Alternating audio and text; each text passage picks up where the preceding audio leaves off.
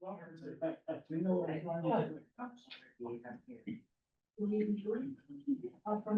to the second part of our symposium today.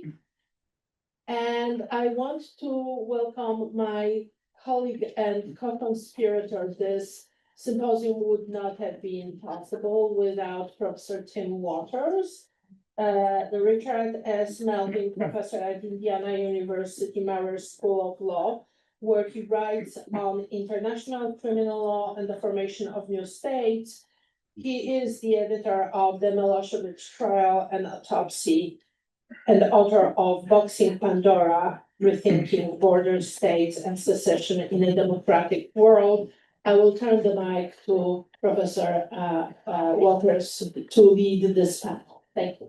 Okay, well, let me know if you can't hear me. All right, so we have our panel. I think this is a nice segue. That very last question was asking in a small but enormous question, what do we do now? We've just heard a really rich, thoughtful discussion of the run-up, the history right before Dayton, and some of the mechanics and the politics in it. And what we designed is what we want to think about as a panel that's now looking at, so what do we do now, right? This is now 30 years later, and I actually found a wonderful quote from the current High Representative. Bosnia and Bosnia and Herzegovina is facing difficult times. No one would have expected 30 years ago that the international community is needed as much today as it is. So this is the framing that we want to be thinking about: the necessity, or is it a failure of this project over time? We've got a wonderful panel here. I just want to introduce them quickly. They're also in the brochure that you've got. But going this direction, which is the order we'll be working in, we have first Marko Prelec, who is a consulting senior analyst on the Balkans with International Crisis Group. He's got his PhD from Yale in history. He's worked at the International Criminal Tribunal for the former Yugoslavia, which is actually where we met. Founder of the Balkans Policy Research Group, and he's taught at the Naval Academy and Central European University, and I believe has an article forthcoming in European Journal of International Law. Hopefully. Okay. Well, I did not say that. Okay, and then next, Jasmin Mujanović, a senior non-resident fellow at the Byrnes Institute's Western Balkan Center, which I was advised is the only Balkans Center now operating that full-time in the United States. So this is the man holding up the entire field. He has his PhD from York University in Toronto, and is author of two books, Hunger and Fury, The Crisis of Democracy, and The Bosniaks, Nationhood After Genocide. Next, we have Max Primorac as a senior research fellow in the Margaret Thatcher Center for Freedom at the Heritage Foundation. He's a graduate of the University of Chicago and of Franklin and Marshall College, and has previously acted as the acting chief operating officer at USAID. He was an envoy of the vice president for counter-genocide programs in Iraq, senior advisor in the office of the Secretary of State, and also has considerable experience both in official and NGO capacities in the Balkans in the 1990s. And lastly, at the end of the table, Zoran Oklopcic, associate professor in the Department of Law and Legal Studies at Carleton University in Ottawa, but currently teaching in Belgrade. Zoran holds an SJD from the University of Toronto and is the author of Beyond the People, Social Imaginary and the Constituent Imagination. So here's what we're going to do for the next approximately 2 hours. We're going to start with very short, that is to say, non-Balkan introductory comments of 3 minutes or so from each of the panelists in order, just very generally sketching out their thoughts about Dayton, the position of it. So the answers to that very last question. And then we're going to go back and I'm going to ask each of the panelists a question that we've discussed in advance to some degree. But after each question, we're not just going to go down the line. I want to open it up for the whole panel to discuss conversationally in whatever order they want, with whatever level of ferocity, their opinions on that question, and then we'll move on. It may be that one of my questions will get preempted by the discussion. We'll just see. So that's what we'll do for the first hour. And then for the last hour, or just slightly less, we'll have the time open for questions from the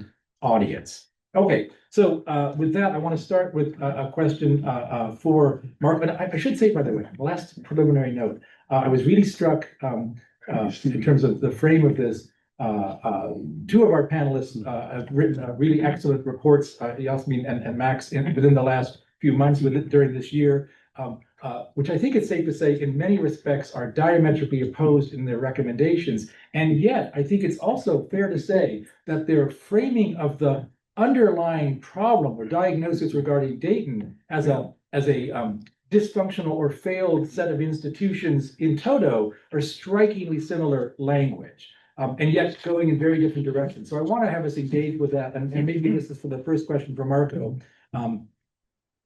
Something rather specific which relates to the article that we're working on. So what can you tell us about the dispute that's been going on regarding the office of the High Representative?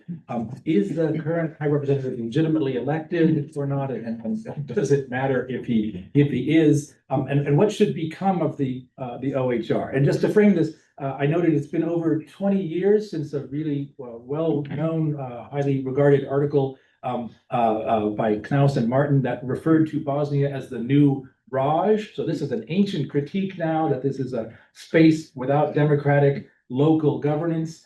So if we think of OHR, and for that matter, the PIC, the foreign members of the Constitutional Court as the external control systems, what can be done to change, dismantle, or otherwise alter those so that Bosnia's people have some, what we might call a meaningful right of self-determination? What could replace them?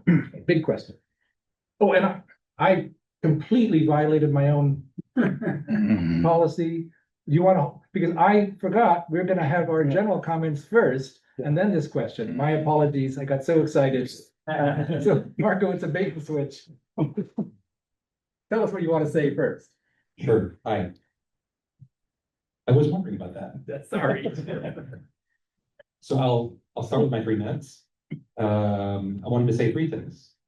First, with respect to was Dayton a failure? Was it a success? Did it not go far enough? I think the key thing is not to be ahistorical about this, not to be anachronistic, and to remember, as Lewis mentioned several times, this was something that was being negotiated while the war was still going on. So you had 3 polities that relate to one another in following way. They want to destroy each other and kill the people under each other's care.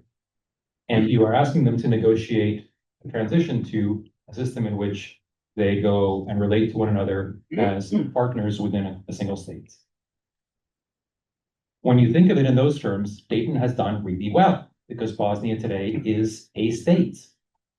When you can go there, some of you maybe have been there, and it feels like a country. It feels like a normal-ish country. All kinds of problems, but not the kind of place where you sense is just in a few days from falling apart. So in that sense, and that is a huge achievement, given what had happened. Second point, I want to dwell on 2 things in the discussion, one of which Tim kindly asked me about, 2 things that are still broken in Dayton that need to be fixed going forward if Bosnia is to thrive. One of them is the international officials, foreign officials, who are still occupying constitutional roles within Bosnia. There are all kinds of reasons why that is not a healthy or sustainable situation. Other countries don't have that. There are good reasons why you want to have your own citizens being the ones who exercise authority over you. And the second problem has to do with this unfortunately named Bosnian constitutional category of the constituent peoples, the Bosniaks, Croats, and Serbs, which can get very complicated, but it basically refers to the fact that you have these 3 communities that share a country, and they each have certain rights, including a right to self-determination and certain institutions that are meant to exercise and give life to that right. And I think those institutions are going wrong in a variety of ways that need to be repaired. So that's my that 3 minutes? That's pretty close. And let me know, should I segue? Or Let's should come we back go to that. into? We'll go with that. I apologize for asking the question too early, but now let's hear from Jasmin. Thanks, Mark. Thank you very much. Really great to be here. I have to say, I think I'm the only person actually from Bosnia. I feel like I have a responsibility to say that I'm very honored to be here at a forum named after the great Frank McCloskey, a great friend of Bosnia and Herzegovina. So I'm very honored to be here and to have been invited. So my quick 3 points. First of all, we have to figure out what we mean by Dayton, right? Dayton is a peace agreement. It's also a constitution. I would tend to agree with my colleagues, and I think that's kind of the universal sense, that Dayton is arguably one of the most successful peace agreements in modern history. I mean, there's not many others that you could compare it to in terms of its durability. Once Dayton was signed, the fighting stopped almost to default. In that sense, it's a categorical success. Annex 4, as the Constitution of Bosnia and Herzegovina, I think really has a lot of gaps. But I think the fundamental problem is actually something that Lucille alerted us to earlier, which is that part of the issue is that no one expected that Annex 4 would survive in the way that it has survived for 30 years. And so when we think about the question of constitutional reform in Bosnia, in some ways we are now talking about something that has almost bizarrely become a taboo, which is the idea of actually amending this one portion of Dayton. And I would like to gently suggest to you that that should not be a taboo. And that, you know, I may have my ideas, Max may have his, others will have third ideas, fourth ideas, that's all good and well. But I think the point of commonality actually, hopefully, is this idea that maybe we can move towards some kind of amendment. Maybe it won't be the thing right off the bat that everyone wants to see, almost certainly won't be actually. But if it's successful enough and perhaps modest enough, then it can just remove that taboo. And then 15 years from now, we can have another conversation about, well, where's the next step? And where's the next step 25 years after that? And so on and so forth. And the last thing that I would just say, though, is one of the things that I think is important to reflect on is that 30 years have passed. And 30 years is indeed a lifetime. A child that was born when the negotiations were going on at Wright-Patterson Air Force Base would today have a family of their own. And many Bosnians, in fact, do. Right? And so, of course, the war is a hugely relevant reference point, but it can't be the only reference point. Then we have to reflect the reality of 3 decades having gone by.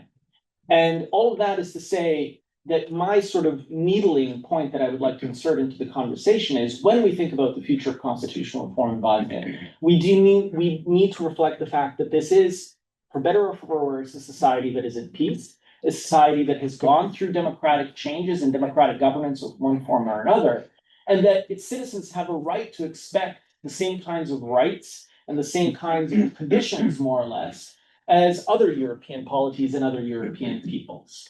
Now, to what extent we can directly apply that, how we apply that, there's the rub of the conversation. But I'll stop there for now. Great, thank you so much. So now, Max. Hi, Max. Thanks again can you hear me? Yeah. Thanks to the school for inviting me. Full disclosure, father's from Bosnia Herzegovina. I have lots of, we were discussing earlier, large families, lots of cousins over there, and I did work in the 1990s there. So I disappeared from the region after 9/11 and worked in other places and came back a year ago. And what did I discover? Well, Bosnia Herzegovina that I worked very strongly on is a failed state. Its people are as alienated against each other as they have ever been. The economy is in shambles. It's a fast shrinking population, a quarter less than when Dayton was signed, with little prospects right now for Euro-Atlantic integration. That's not a success story. Why has it failed? There's many reasons. I'll go to three reasons I believe are the cause. First, the country is devoid of national sovereignty. After the Dayton Accords, there was a separate arrangement with powers to create an OHR that had final authority on everything, completely unaccountable to the people in Bosnia Herzegovina, and able to dismiss elected officials, impose legislation, or veto legislation passed by the parliaments. 3 of the Constitutional Court judges are foreigners appointed by Brussels. That's still today. Absent sovereignty, The state has no democratic legitimacy, and the institutions have had no chance to mature. So these invasive institutions have to go. Second, Serbia remains politically wedded to an aggressive pro-Russia agenda, which destabilizes the region. But there will be no peace in the region until Serbia is integrated into the West. But Europe has failed to do so. It has had decades to do that. This requires President Trump to apply his peace through strength model of peacemaking, coupled with very aggressive commercial diplomacy to bring Serbia in and push Russia out. Lastly, an imposed fictional civic identity violates the core of Dayton. So Western diplomats, donors, foreign NGOs have promoted a Bosnian identity in the mistaken progressive belief that ethno-religious identity is the obstacle to the country's stability. But it violates the very core of the Dayton Agreement that our diplomats and the country's leaders struck. It also promotes a Muslim-dominated majoritarian rule over Serbs and Croats that is at the core of the permanent crisis. We must return to Dayton's principle of equality of the three constituent peoples. So while the country's Serbs and Muslims take up extreme political position, at stake is the survival of the Croats, the smallest and only pro-West constituent people. Croats were ethnically cleansed from Republika Srpska, but within the federation, they are discriminated against in federation institutions that Muslims dominate. Muslim crossover voting prevents Croats from electing their own leaders. All of this has resulted in a 62% drop in the Croat population, certainly not working for them. The disappearance of Croats would upend the country's delicate ethnic balance, increase the likelihood of future war, and threaten the frontiers of NATO and the European Union. Muslim crossover voting must end, as demanded by the country's own constitutional court. But at this late stage, and given where the Croats are about to disappear, only a third Croat majority entity can ensure their survival. Thanks. All right, thank you. And lastly, Zoran. Thank you very much. I have 5 more abstract points. I'm not from Bosnia, so hopefully they will make sense. You will be the judge of that. So my first point considers the role of history. So we heard that history, we should be circumspect and very wary about using history, referring to history in trying to reach peace agreements and constitutional reform. But I'd like to suggest that everything is both in a trivial, mundane sense historical, but also in a more principled, to the point way historical that we are talking about here. So every peace agreement, when you think about it, is a reaction. It's a reaction to the most recent history. So what are we talking about when we are talking about not taking into account history? Well, it may be that we want to cut off a conversation to a certain period in time that suits us the best. So one of the inherent problems of talking about peace agreements and legitimacy of peace agreements is the choice of the temporal frame. This is important not only because different historical personalities appear in different light depending on the frame you choose, but also because your sense of legality and legitimacy of the territorial frame, which we take for granted when we talk about constitutional reform for Bosnia or peace agreements, may look different. So the reason why we talk about Bosnia, why we take it for granted, is not self-obvious. It has to do with the interpretation of international law by the Badinter Committee. It has to do with Badinter Committee's interpretation of the relevant provisions of Yugoslav constitution. And obviously, to this day, scholars profoundly disagree on the merits of that interpretation. But practically speaking, those are important and consequential questions because the very frame, the territorial unit, the legitimacy of that will look differently depending on the interpretation you choose. Now, very often, and I mean, lay people, ordinary people shouldn't be blamed for not really paying attention to those things, but these things are important. The problem, though, is that in everyday conversation, they are papered over by the use of this terminology of civic and ethnic and so on and so forth. But the civic and ethnic are the function of the territorial unit chosen as legitimate, right? So if the unit is different, let's say Yugoslavia, then Bosniaks and Croatians wanting to secede from Yugoslavia, then they are the ethnic groups wanting to partition Yugoslavia. If you decide that Bosnia is a legitimate political unit, then things obviously look differently. Now, this may not be of immediate political or legal even importance now, but this sense of lingering hypocrisy informs, you may well say, clouds the judgment of people who are participating in those conversations today. So these things should be put on the table. They should be debated. Maybe they sound too abstract for you, but in those conversations, in those negotiations, they are destined to crop up sooner rather than later. So I'll be happy to elaborate later on if there is interest. Thank you.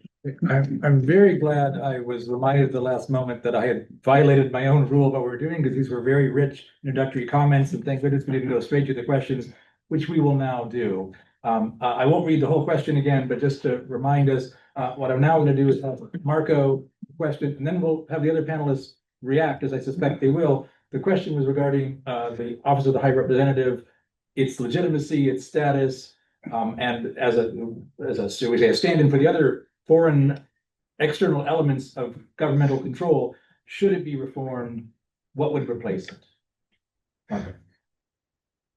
Yeah, it's an interesting time to be asking that question. Let me take us a little bit past what Lewis mentioned. The office of the High Representative was originally not conceived of as an executive office. It was a facilitating, coordinating role that was meant to bring together and sort of shepherd the many different international organizations that were involved in the reconstruction of Bosnia and Herzegovina. The first few years after Dayton were pretty rough years, and there's at least some perspectives that suggest that it was at that time headed for failure, right? Headed for failure and disintegration. There was a lot of obstruction, especially, but not only from the Bosnian Serbs, who were like just not showing up to meetings, okay? Just running their own show. And so in 1997, this sort of curious entity called the Peace Implementation Council, which is not in Dayton.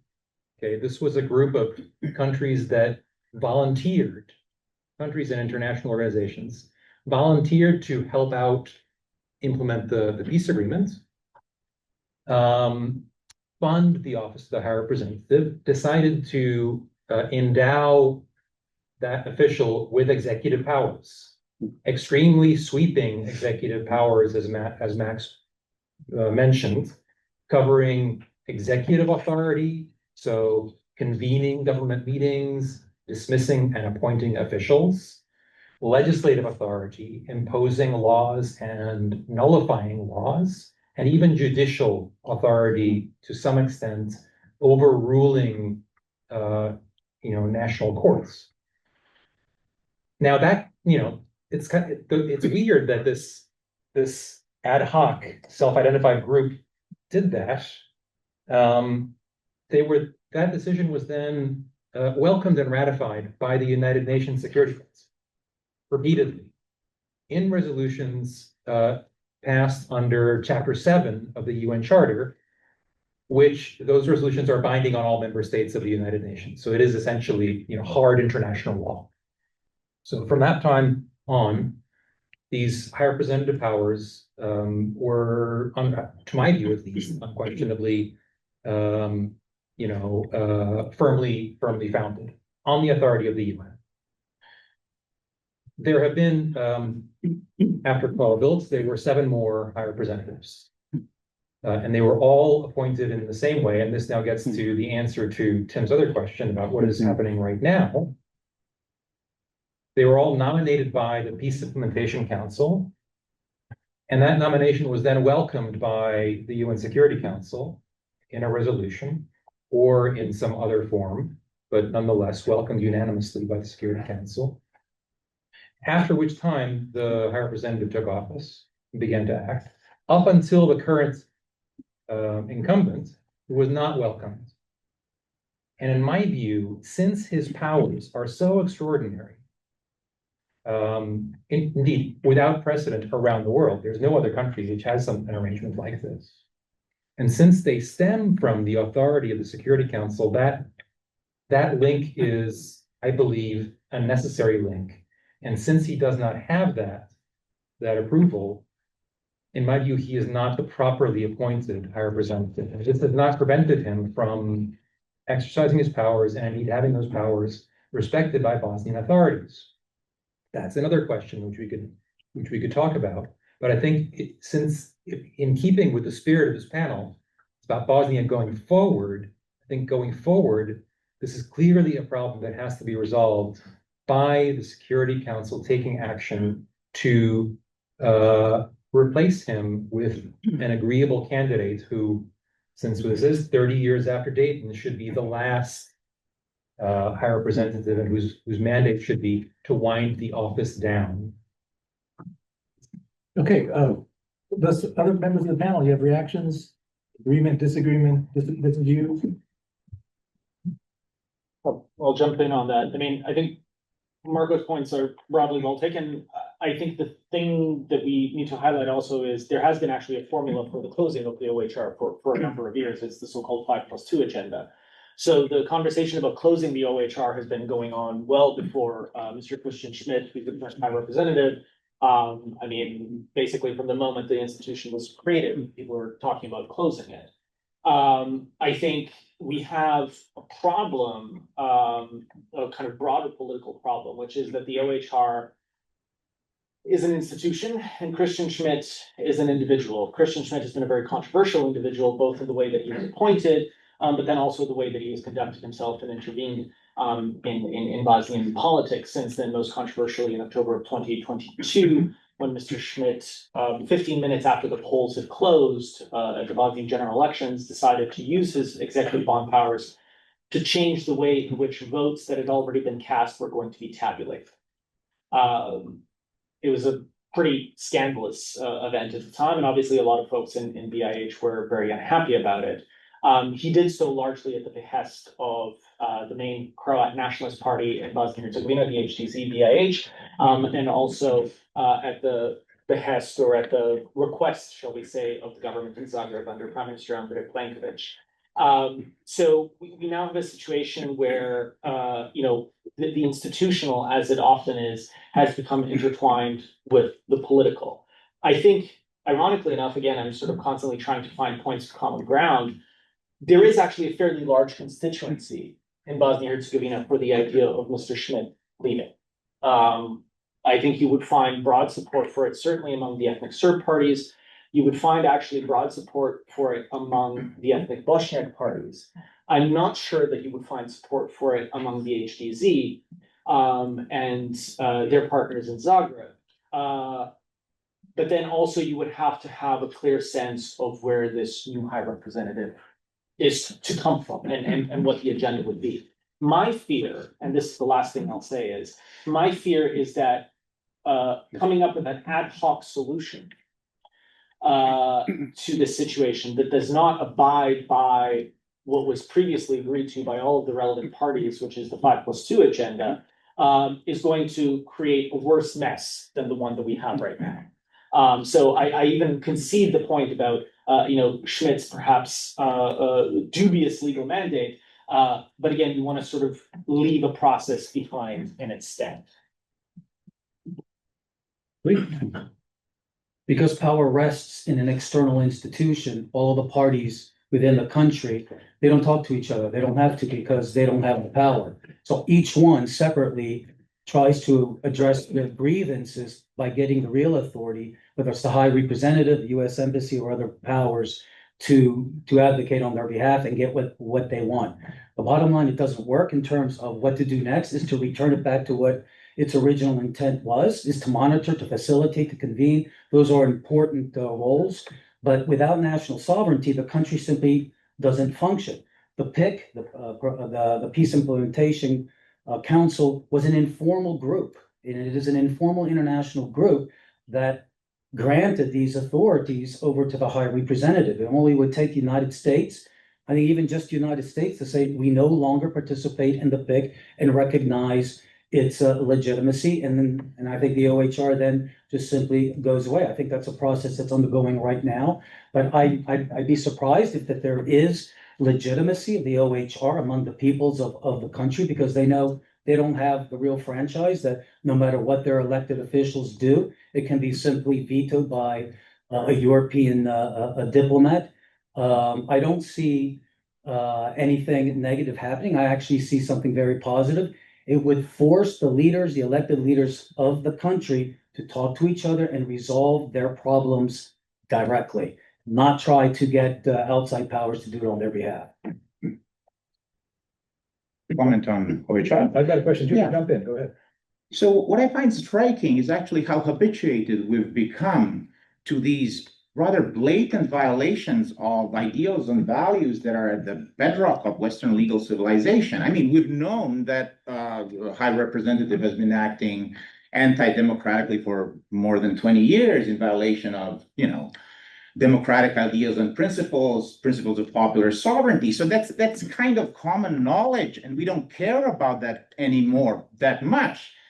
But the most recent incident with Milorad Dodik, who was removed from office because he was found guilty of an offense which was concocted ex post facto, which, by the way, is practice prohibited by the Article 1 of the US Constitution. And not only that, by every single important legal history in the history of Western jurisprudence in the last 300 years, from John Locke and his prohibition of extemporary decrees, which were considered to be the hallmark of tyranny, to more recently Law and Fuller, who considered the prohibition of retroactivity as one of the 8 precepts of internal morality of law. So we are sinking lower and lower. So I can't even. Is it unseemly to be outraged about these things? I mean, it's easy to become nihilistic. I mean, but Nietzsche, the great nihilist, said, if you're fighting monsters, watch out, you may become a monster yourself. So I guess the question, the analytically interesting question, I would put it, is what's their end game of people like Schmidt in OHR? Do they have an end game? What price are they willing to pay? Because you'll allow me to be this blunt. If there was ever a good enough reason for large-scale civil disobedience, this was it. The removal of Dodik from office. Oh, and by the way in which Dodik reacted by withdrawing and not digging in, actually, I would like to submit to you, to the American diplomats here in the room, that at the end of the day, you picked well in the 90s. He's a good guy. I mean, eventually he did the right thing. So good job. I think Marko has something he wants to say, but I want to ask a question which is going to go to you, so maybe we can dovetail them together. I have to say, as someone who teaches international criminal law, I'm tempted. Oh, a microphone. I'm tempted to invoke, if we're looking for justifications for retroactivity, I'm tempted to invoke the Nuremberg judgment, which is usually read the other way around. But read it carefully, and you'll see precedent for doing things after the fact. Well, if he's a Nazi, then fine. Well, I didn't mean to go that way with it.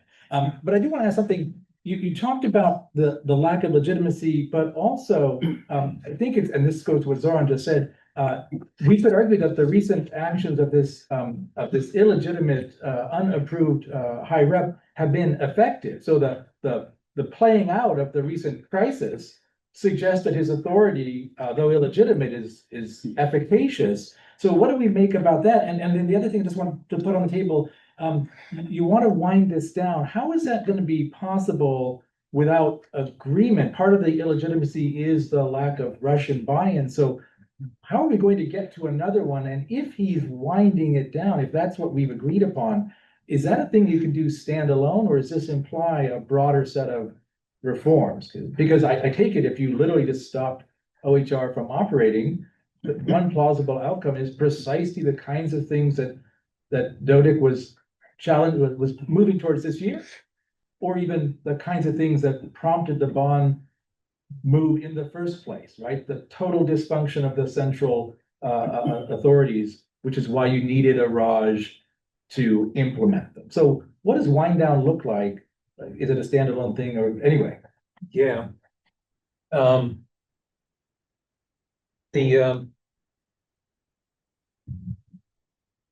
lot of questions in there. And I'm kind of jet lagged. So let me start with something I wanted to say earlier, which was apropos of Jasmin's comment.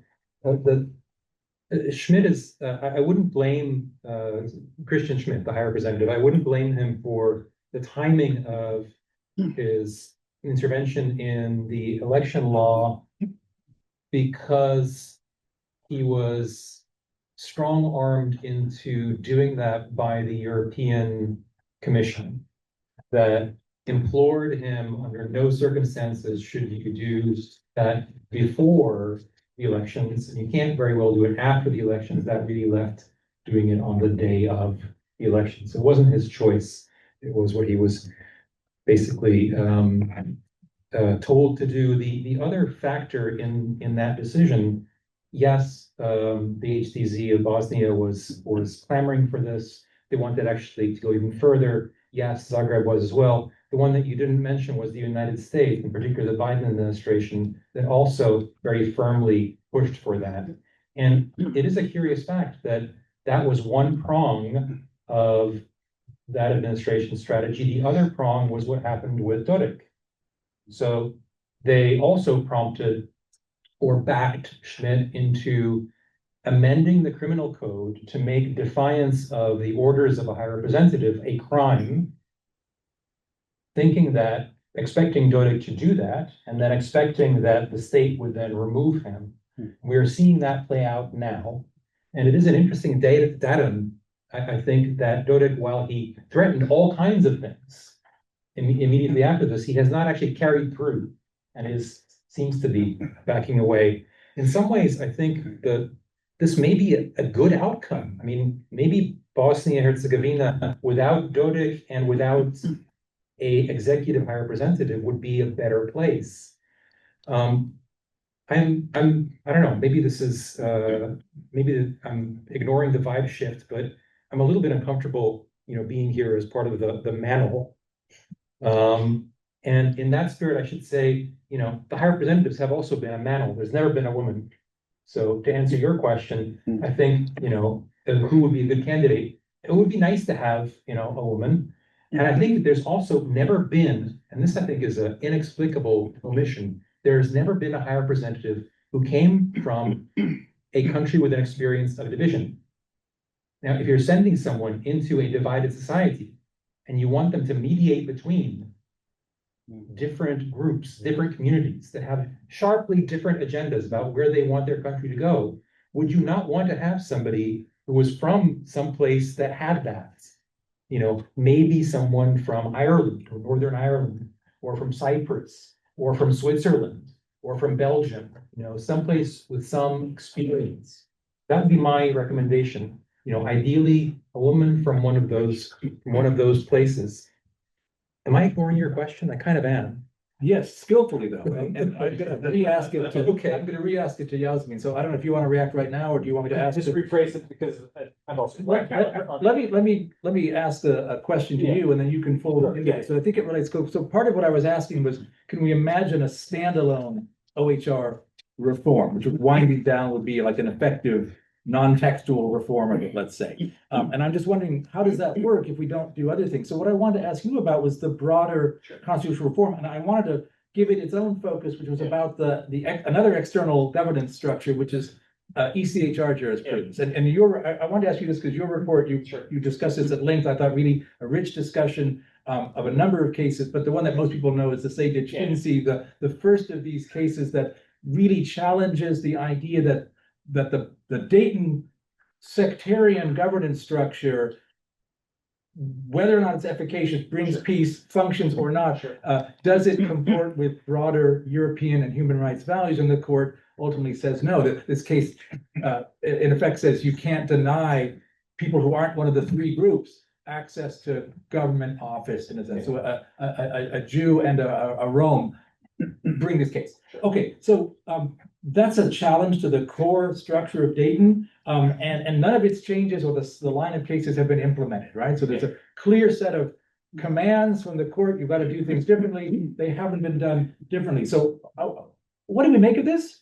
Whether the cases are right or not, would implementing them be destabilizing, or would it be the path through to some kind of reform? So I'm asking you to answer the question about what would broader possible reforms look like. So let me just step back to provide a little bit of context for this. I'll say actually to Marko's point, first and foremost, I actually agree with you. I think the argument about first and foremost it should be a woman. I'm categorically in favor of that. The other country that you didn't mention that would be actually tricky to get on board just because of the geography, but actually to my mind makes the most sense would be Canada. Because the Governor General office in Canada is probably the closest proximate that we have to the OHR in terms of sort of contemporary jurisprudence. And Canada, of course, as Zoran can speak to, has its own issues with divided societies, but also very significantly, I think more recently, dealing with atrocities. For those of you who have kept up, for instance, the Truth and Reconciliation Commission and Canada related to the Canadian state's treatment of First Nations peoples. So I would cast my lot in for potentially a Canadian high rep, but there it is. The question about the European Convention on Human Rights. Now, first and foremost, the thing that needs to be highlighted here is that we mentioned an important name earlier. It was not that person, but it was Jim O'Brien. My understanding is that Mr. O'Brien is probably the person who deserves the most credit for Article 2.2 of the Bosnian Constitution. When Article 2.2 of the Bosnian Constitution states that the European Convention on Human Rights takes precedence over all domestic Bosnian law. The reason why this particular clause is important is because it's a kind of proverbial sunset clause for the most hardline sectarian power sharing elements of the Dayton Constitution. Also, those of you that have actually read Dayton, in particular Annex 4, will know that there's a whole bunch of other human rights legislation that's directly embedded into Dayton.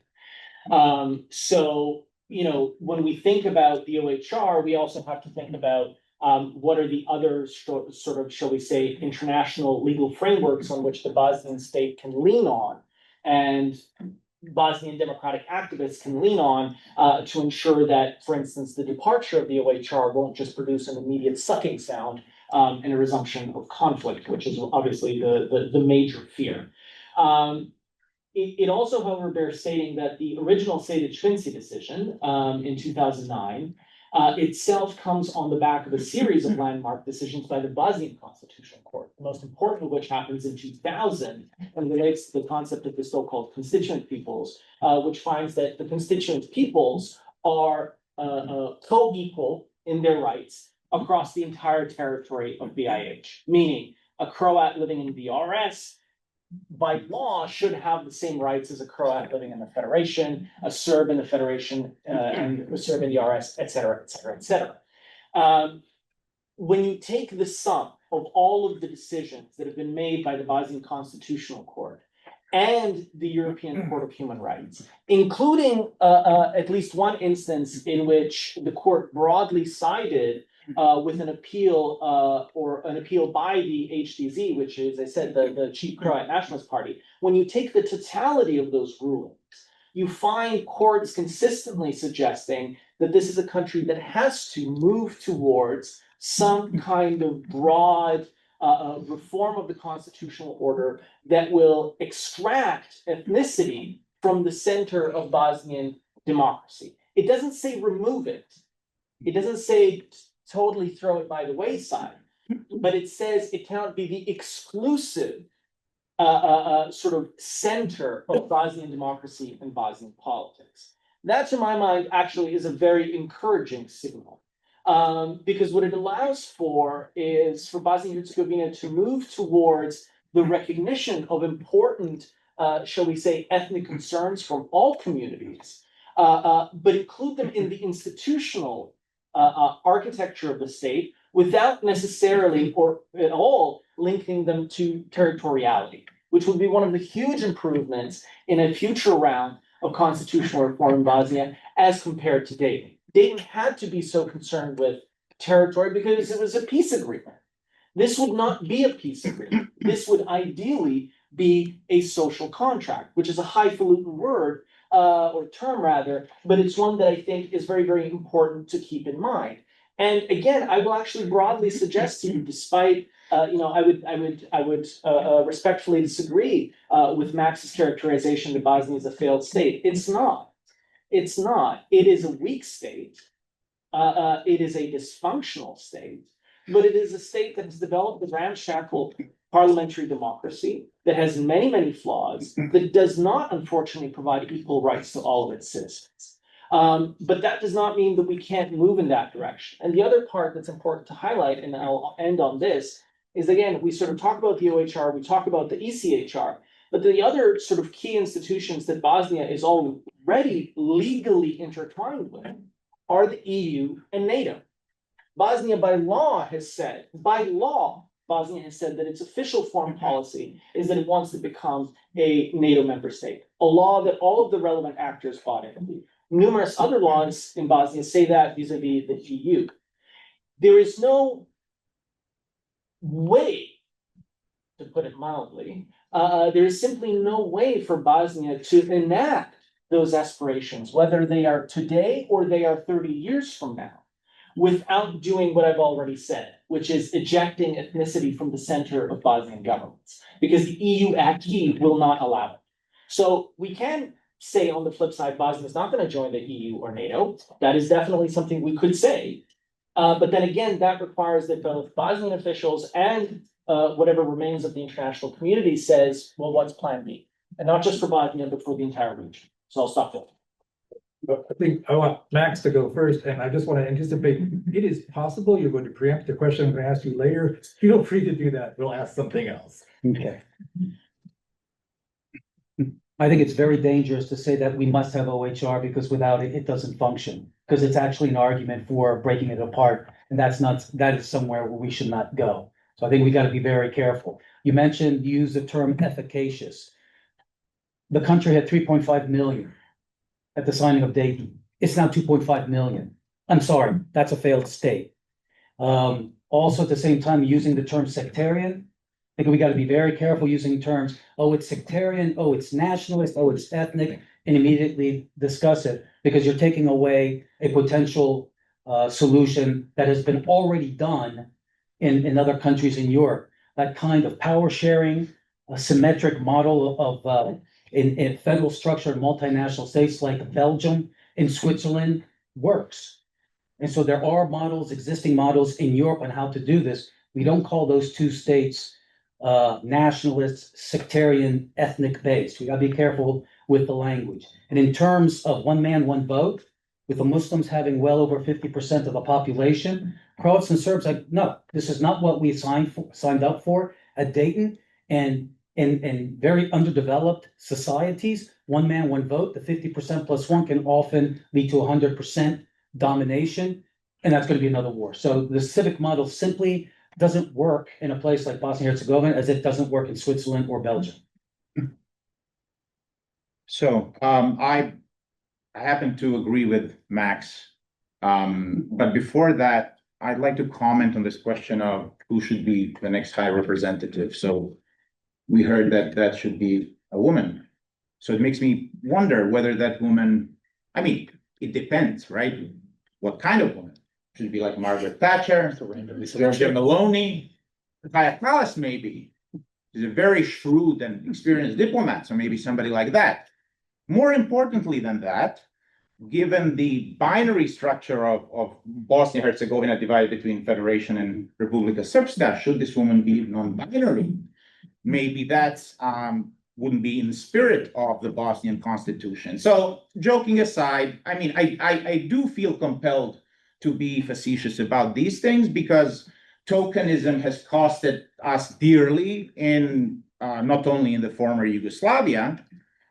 So we should really try to be as intellectually economical when we talk about these things and try to get to the bottom line. So which kind of person is the best? Which kind of person has the requisite experience? So we heard that those people could, and with this I agree, come from countries such as Canada and Belgium. The only problem with that is, which explains why there is no chance in hell that somebody from Canada or Belgium would ever be high representative, because somebody from Canada could not, in good conscience, deny the legitimacy of secession of one of the constituent units, right? The Supreme Court of Canada declared that the province of Quebec, whose boundaries, by the way, I can't tell you the exact paragraph in the judgment, but the judgment says, the Supreme Court says, the boundaries of Quebec long time ago have been drawn. So, newsflash, we can actually draw boundaries, and it's not the end of the world. We're drawn to include as many of Quebecois as possible within the Canadian Federation as means of facilitating their self-determination.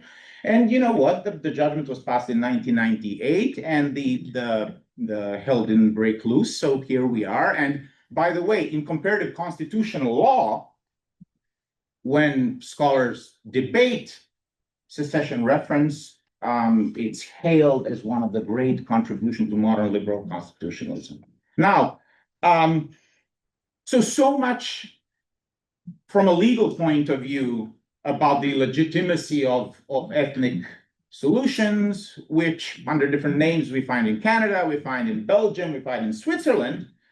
But I do feel that it is important to appreciate the irony that the advocates of viable economical civic solutions for the state of Bosnia and Herzegovina, for the nicely triangular shaped Bosnia and Herzegovina, would, under the veil of ignorance, if we were to put them in such fictitious state, meet eye to eye with Slobodan Milošević in the late 1980s, because this was the entire point of the Serbian leadership. Oh, and you're going to say, well, but he was Milošević, right? So he was a bad, well, I mean, that was before he became the bad guy, right? Before Milošević became Milošević, the proposals of the Serb leadership in the former Yugoslavia in the late 80s were to reform the Yugoslav Federation. Oh, by the way, never occurred to the Serbs at that point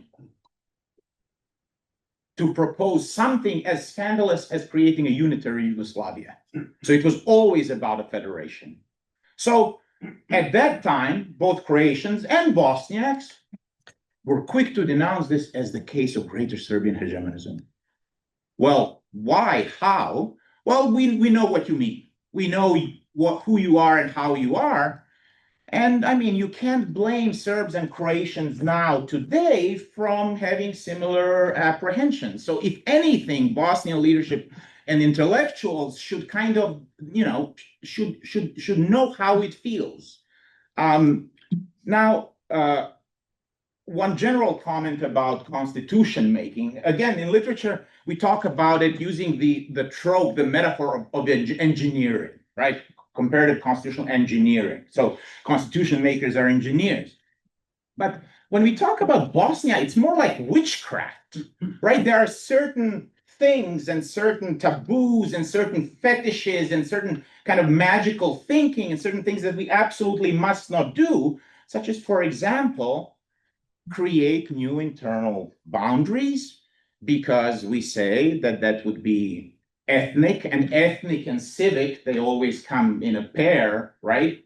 Like Superman and, I don't know, maybe a bad example are, black and white, good or bad, Christian and heathen, civilized and barbarian. So these things, these terms come in pairs. So all ethnic is a scarlet letter. It's a way to tar your opponent with to blacken your opponent and to impute some sinister motivations, which, and this is my last point, and thank you for your attention, neglects one other ironic thing. which is that when proponents of a functional, civic, united, well, Bosnia and Herzegovina or any other state, they have absolutely no problem with the secession of that territorial unit from a larger unit. Why? Because no new boundaries were drawn. That's the idea, right? So there was a dotted line. Think of it this way: there is a dotted line on the map, and when such a civic unit secedes, all it happens is that a dotted line becomes a full line, right? So there is no carving of the ethnically, that's how they put it, clean territories. But what actually happens from the perspective of aggregate human harassment and humiliation and inconvenience is that people who used to cross those dotted lines after the fact, after those dotted lines became state boundaries, were in a much worse situation than people in Bosnia and Herzegovina would ever be if the third entity were to be created, because nothing would change in the daily lives of ordinary people. So I find it very, very interesting or inexplicable then to claim or to be so persuaded that this solution should be rejected solely because we have some preconceptions of about what ethnic means and why is it bad, and whether or not these kinds of units would indeed be ethnic in that bad sense in which we like to think about that.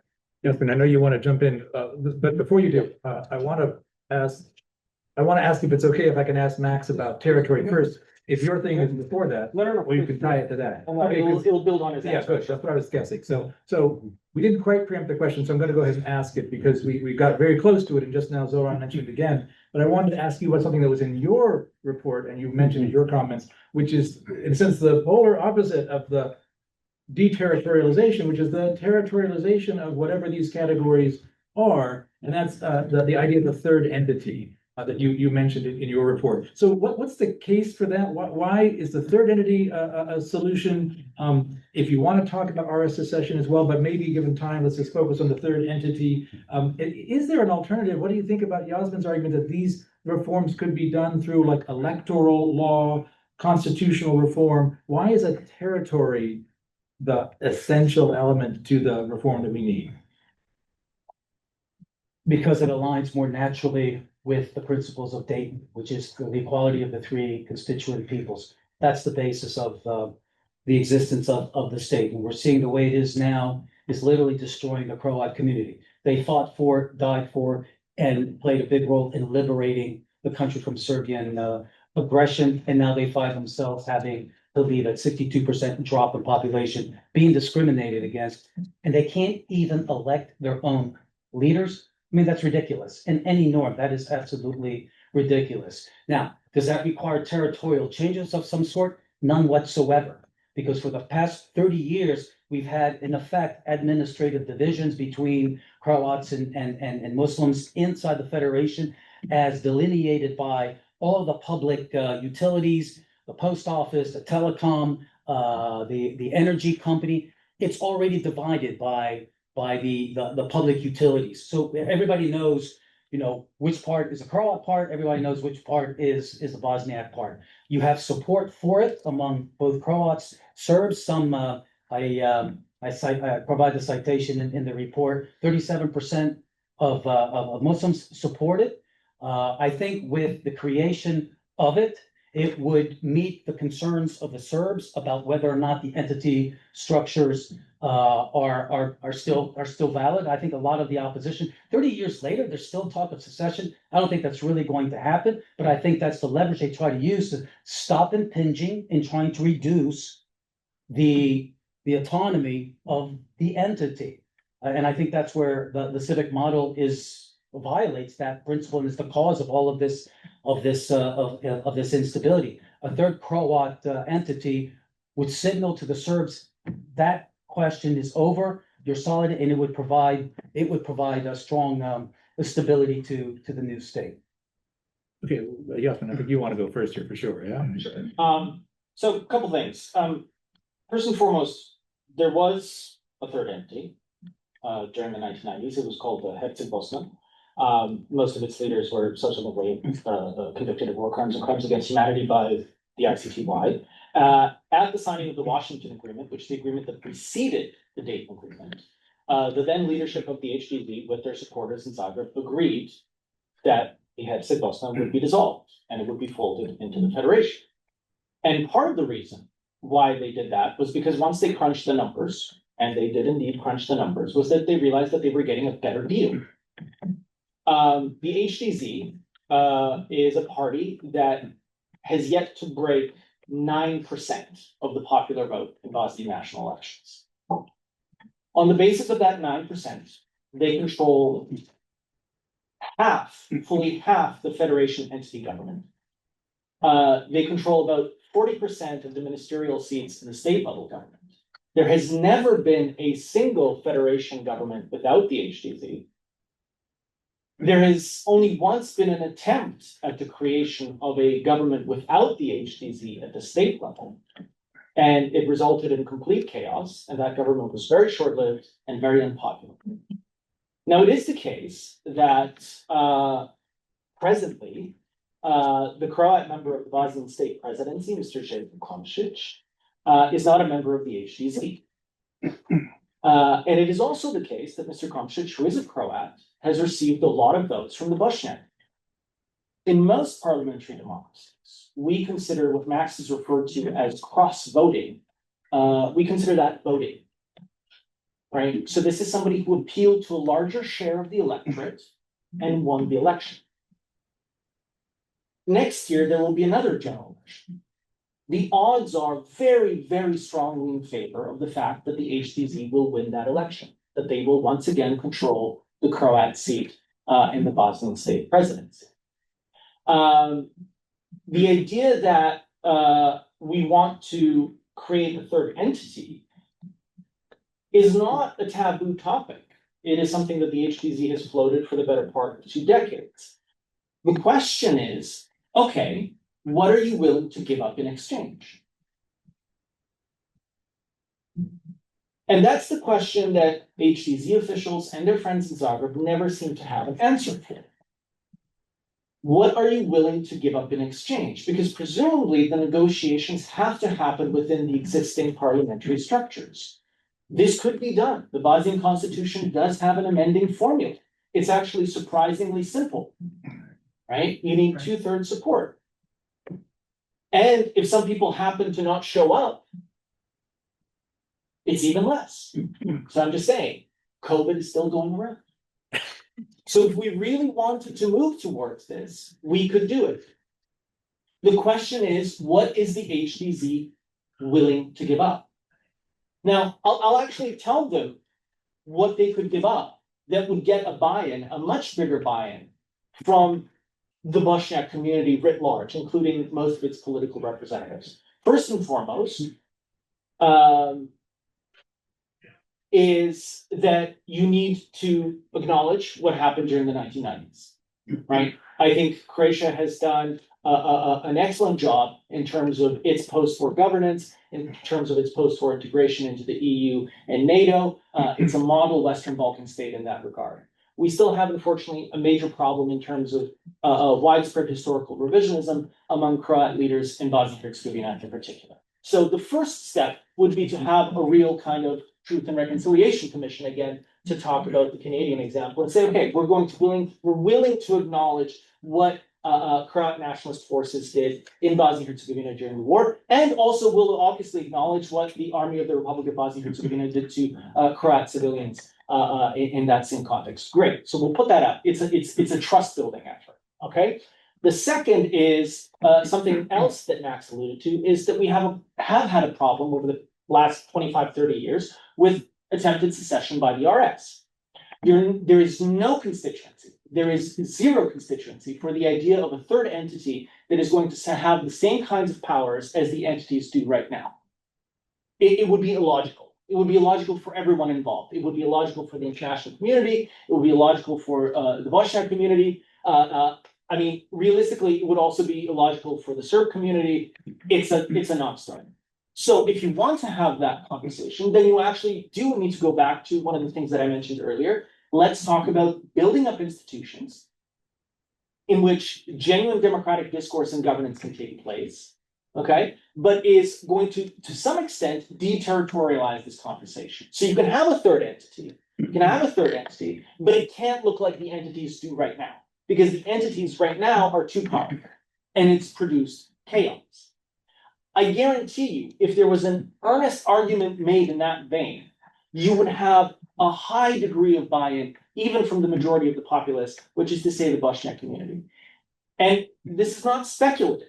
You have a party in power right now that is part of the governing coalition, or in fact, three parties that are part of the governing coalition that are ostensibly this quote-unquote Bosniak representation, the so-called Troika, consisting of the Social Democratic Party, what's called Our Party, and what's called the Justice and People Party. They are very sympathetic to this argument. They would be the first to sign off on it. I don't know why the argument hasn't been made though.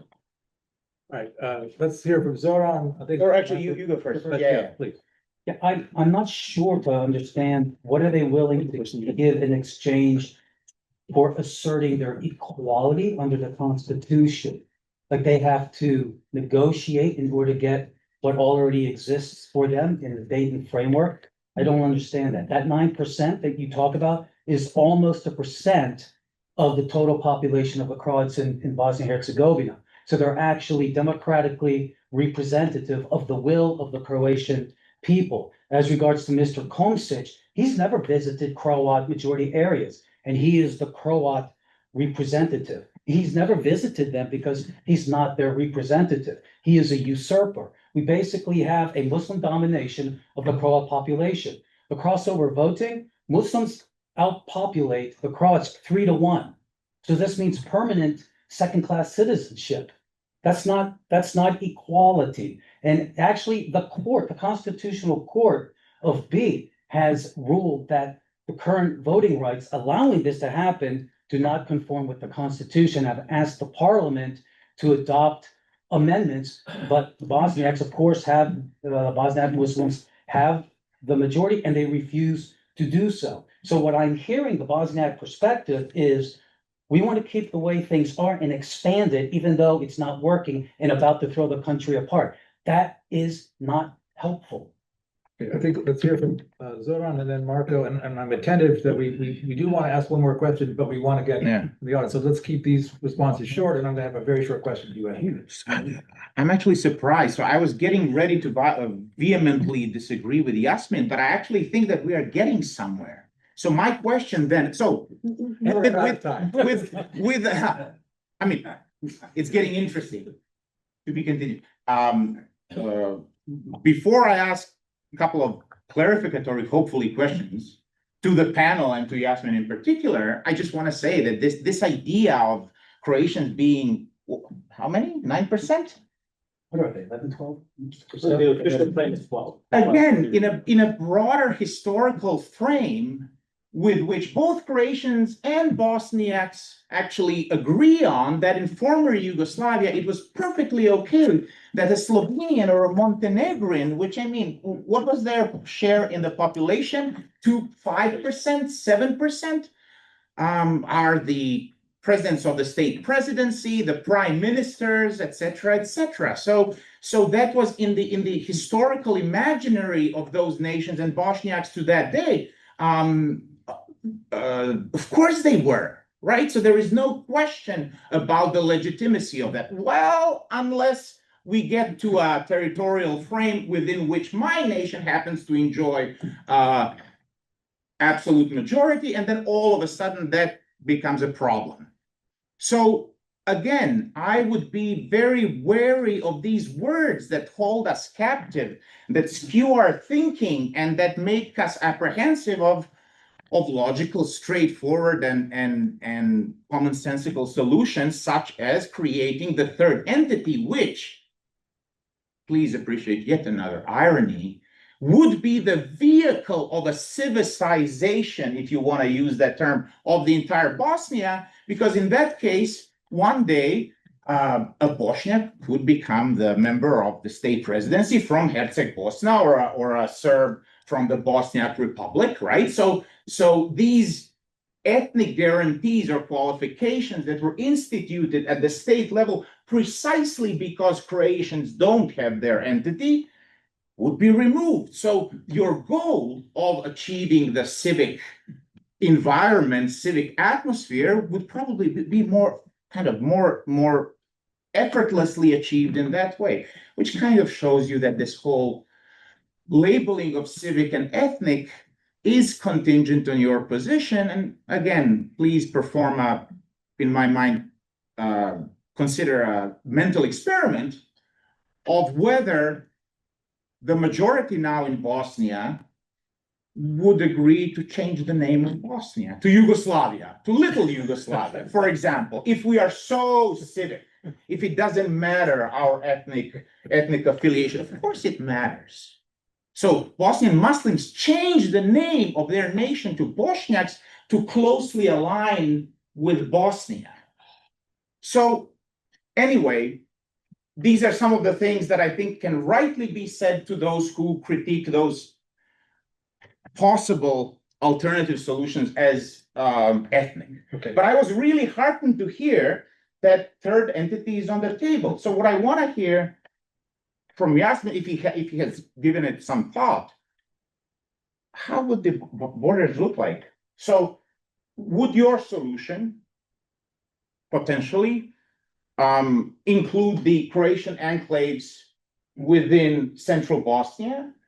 Would Bosniaks need that to feel, let's say, satisfied? Would that entail the correction of the boundaries of the Republika Srpska? I don't know, adding some territory from Kalinovik or from around Nevesinje? What would that mean for Brčko? So these are practical issues, but I think it's great that we have managed to get to practical issues, actually. Right, let's hold that as a rhetorical question for the moment, Marko. And then we're going to have a very quick last question. Yeah. Jasmin, I think you can't go back to Sarajevo after offering a third entity. So, but I want to start at the other end of the table and say, Zoran, I'm glad that you brought up the Canadian Supreme Court opinion on the secession of Tibet. But I don't want the audience to have the impression that the Canadian Supreme Court said that Quebec had the right to secede. No, of course not. Right. No. So Yeah. what it said was that if the Quebecers were to, in a proper democratic fashion, vote by clear majority for secession, that would create an obligation on the part of the rest of Canada to have a negotiation process about that. They couldn't simply ignore it, but it's not an automatic sort of thing. And that is, I think, still a very well thought of piece of very sensible jurisprudence on that particular issue. Lots of good stuff in there. I think I want to offer a different justification for territorialization than the one Max offered, not to disagree with him, but I just think of it in a different way. And this is because it settles the problems identified correctly by the European Court of Human Rights. You cannot have, it does violate human rights to do what the Dayton Constitution requires and to limit certain offices to people of certain ethnic groups.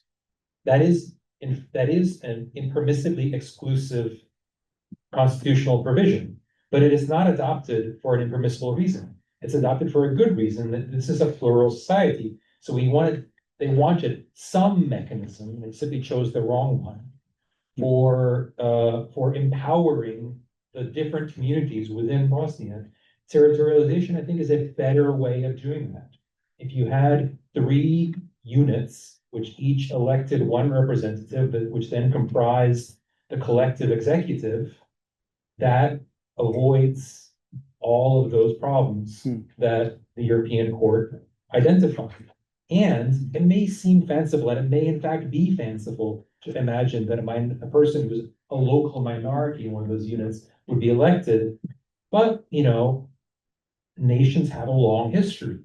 That kind of thing has happened. It's happened in this country. And it could happen in the Bosnian future. And with respect to, I want to just endorse what Jasmin said about the need for acknowledgement on the part specifically of both Croatia and the Bosnian Croats. I think this is a general Western Balkan problem that in our part of the world, we just do a bad job at acknowledging the bad things that we did. We tend to deny it, we tend to downplay it, and we tend to, and this is maybe worse, we tend to constantly remind our populations of the bad things that everyone else did to us. You know, turn on the TV in any you know, Western Balkan country, you'll see on this day 31 years ago, you know, the criminals massacred, blah, blah, blah. And this is just a sort of a constant thing that is very divisive and sort of, and I think, yeah, you know, we need to get past that. We need to acknowledge the bad things that we did in the 90s. I think with respect to the lower powers, that is a discussion that can be had. I would disagree with you. I don't think the chaos comes from the entities. I think the entities, you know, are not a huge problem. And this gets into this would be a complicated discussion, but the mere fact of their existence, I think, is not a problem. Then passing incompatible legislation is not one of Bosnia's main problems. The main problems come from, you know, competition over what are the rules of the game going to be? You know, what powers do I have? What powers do you have? How are those powers going to be exercised at the state level? You know, so I think that's pretty much all I have. Yeah. I cannot resist adding in on this point. I was reminded on the question of acknowledgement and history, and it's going to come to my question to Zoran. There was a king of who is known by two names on different sides of a strait in Northern Europe: Christian the Good and Christian the Terrible. And it reminds me of a study that was done some years ago.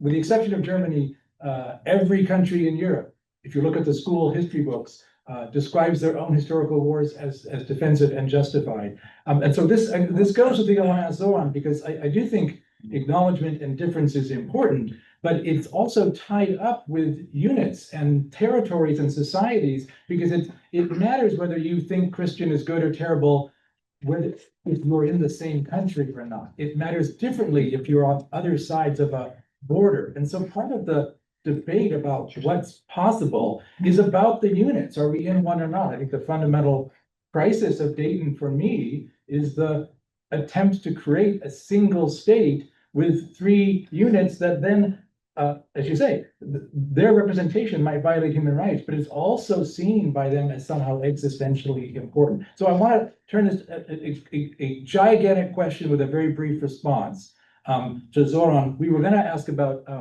RS and Dodik, and you can answer that one if you want, but I feel like it was already, do you want to answer that? I want to ask unless Jasmin wants to go Well, first, I was because yeah. I was going to propose that he could. So the question about Dodik is precisely, You want to answer that? Go ahead. but what about Dodik? Well, I wanted to know what you thought about after the end of this secession crisis. Now, are we going to face it again? But I had a better. You want me to ask it instead? I want to ask you about time. You're tempting me, so Okay, you know. I know. So something that was said by. Talk very briefly about Dodik. Yeah, okay, all right. Well, So, here we go. My answer is be careful what you wish for, because we know that Dodik came to power as, Western diplomats, American diplomats thought that, look at this guy, he is the stalwart and the promoter of Western values, which he was. That he's a man that you can do business with, which he was, and actually, to a certain extent, I think he still is. But whether or not that's true, what's obvious is that certain expectations were betrayed. So the West expected one thing, it got over time another. So it may well happen that this will happen now with Siniša Karan, who is the SNSD candidate for the office of the President of the Republic, was Dodik's Minister of Interior. who's a colleague constitutional law professor, I have to say, who is much more polished and who chooses his words wisely and who can't be simply dismissed or labeled as the threat to regional peace and stability because of the things he said. So in the larger scheme of things, he may be more dangerous to the proclaimed or unproclaimed goals of international community than Dodik himself. Okay, so I'm not gonna ask my question about time in the interest of time. I'll ask you later. Yeah. If any of you three want to respond to this briefly, and then we'll turn to the audience. So, but please, yes, Jasmin, go ahead. Sort of vis-a-vis Dodik and also the previous conversation. So I think the way that this debate has flown, I think, is actually quite instructive, right? Because we've had a number of sort of terms deployed, a number of frames deployed that I think sort of gesture at why we're in a bind, right? I suggest to you, and I'm sort of quite consciously aware that I'm supposed to sort of echo the Bosniak political line here. That's like I'm supposed to be that totem, or what Max would say, Muslim. I'm a fourth generation atheist who eats pork and drinks way too much, but I'm a Muslim because that's the term. Of course, it's not the term, right? But that framing is quite instructive because I've given you a model how you could make something like the third entity palatable to the majority of the populace. Max says, why should there have to be any kind of negotiation about that for Croats to realize their political rights? The reason why there needs to be a negotiation for that is because there was a negotiation originally, and this is what the Croat community, or its leadership, its claimed leadership, I should say, its claimed leadership agreed to in 1994. I'm sorry, this is the Constitution. There's a constitutional amending formula. Now, if Max is proposing that what we should do is have a constitutional convention where we throw out the existing Constitution and we say, okay, let's rewrite the whole thing from beginning to end, I say, I don't think there's the political capital for that. Come on. No, but hang on. Then the other point is, if your claim is you want to assert your rights, there is a process for asserting your rights. If you don't want to go down the route of constitutional amendments, then go to the courts. The only time that the HDZ has gone to the courts, they won. I would strongly encourage the HDZ to come back to the courts and appeal these issues. I think that would be very democratic. It would be in keeping with the institutionalization of the state, but they don't. And there is a reason for that, because they would lose, because their argument is facetious. It is very difficult to imagine a state that could be possibly more decentralized than Bosnia-Herzegovina is right now, and a state that affords greater power to ethnic communities than BiH does right now. One model might be, in fact, what we've discussed here, the territorialization. I even very cheekly, and hence your suggestion that I'm not going to be allowed back in Sarajevo again. But here's the real rub of that. I've given you an offer, and no one's going to take me up on it. Because it's not about the third territory. It never was. And it's actually about something that Zoran has alluded to. And it's a broader societal problem. And that is that, unfortunately, we still have a lot of people in positions of power who are fundamentally entrenched in the positions that they were in the 1990s. I would like to believe that things will change over time. But this conversation, as it has proceeded, has not particularly encouraged me of that fact. Can I please just jump in very briefly? This kind of shocks me because I am really optimistic. This panel is probably the first. I won't use the words historic, that would be self-aggrandizing, right? But this is probably the first panel on Bosnia where all panelists agree on the legitimacy of the third entity. How is that a small matter? So Max is a grown-up man, he can speak for himself, but I didn't get an impression that Max excludes negotiation. After all, his boss is all about the art of the deal. So we have to Maybe future. yeah. So there would be some deal at the end of it. So I actually interpreted what Jasmin has said in much rosier terms, or I accepted Jasmin's premises and my conclusion is actually much more optimistic. Just real quick, I gotta answer on the Muslim thing, because that puts me in a really a negative light. The term Muslim as a national identity was created in 1970s by the communist regime in Yugoslavia. And that explains part of the reason why there's fidelity among Muslim voters to the Social Democratic Party, because it is the former communist party. I think, correct me if I'm wrong, that the communist regime was atheist. So that's just not correct. And the term did come up in 1993 in terms of using the term Bosniak, which does sound a lot like Bosnian. I have spent since Balkan days, I've put my life on the line in many Muslim countries like Iraq and Afghanistan. I've lost colleagues in the process and spent billions of dollars to help bring peace, democracy, stability, and hope to people all over the world. So I do not play that game. Thank you.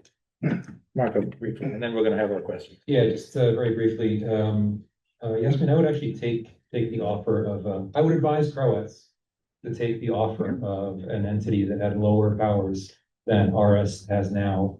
There are examples of asymmetric federations. Some of them work quite well. Spain, Italy, not federations, but states with certain regions that have more power than others. Max reminded me of something which I think is just a very endearing fact. The communist authorities of Yugoslavia published a very fine encyclopedia set that came out in chronological alphabetical order. So the A volume came out first, and then the others came out later. And the seal of Yugoslavia changed halfway through. So it used to have 5 torches representing the 5 nations of Yugoslavia.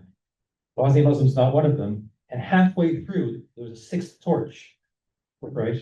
Or that was added to the seal. And I used to have this set. And yes, at that time, the name changed. You know, originally it was Muslims as an identity, and then Bosnian Muslims. Now it's Bosniaks. And it was an ethnic identity, despite its religious name. There are not many of them, but there were Bosnian Muslim Jews. People who were Jews by religion, but of that ethnicity, or Jehovah's Witnesses. I mean, you could be a different religion. So this is just a little quirk, a charming little quirk about Yugoslavian ethnogenesis. And I'll leave it with that. Okay, and with that, let's open it up to we have at least 20 minutes and an indeterminate amount of time after that we will be told about. So let's have short questions, one at a time, and then short answers. So I see over here, Russell, I think your hand went up. Thank you. Thank you. This has been great to listen to. I really appreciate the idea of witchcraft in a kind of secret knowledge, maybe Gnostic approach to like circles that still do criminology, which is a very similar sort of activity. A question from Max, and then a question for the group. So you brought up a couple of times the demographic shrinkage of Croats in Bosnia. And I couldn't tell if you were claiming that it was a causal relationship.